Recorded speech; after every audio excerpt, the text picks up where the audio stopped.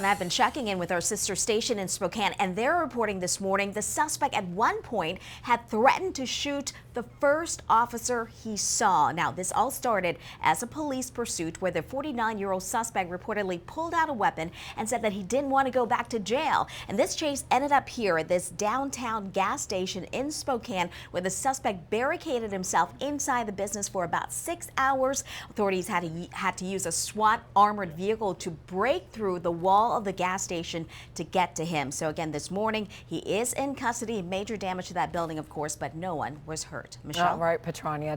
Patranya, you're following this from the live desk. These pictures are incredible. That plane nearly ended up right in the water. That's right. A scary situation, Michelle, for the passengers and the crew on board this commuter flight. Take a look at this video. It looked like that plane was going right into the water. This was operated by Penn Air, but marketed by Alaska Airlines. It was arriving in Dutch Harbor, Alaska last night from Anchorage, and that's when it overshot the runway by about 500 feet and stopped just short of plunging into the bay there. 42 people were on board, including a high school swim team. I've been trying to check the latest numbers on this, and it said that 2 people, at least 2, were critically injured and 10 others were hurt, but they're expected to be okay. Michelle?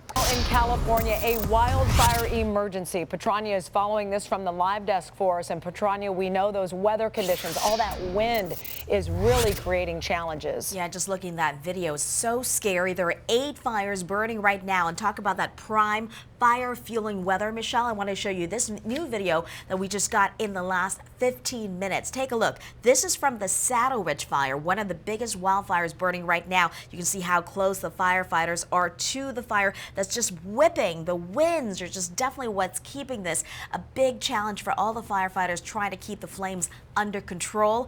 Another live picture here. This is from overhead. This is one from the CBS station down in Los Angeles. This is in the area of San Fernando Valley, just north of LA. We know mandatory evacuations are in place for many of these communities. So far, the latest numbers, we're getting 75 homes burned. Now, mandatory evacuations are in place. No word of any injuries just yet, but we'll have more updates coming up throughout the show. Michelle?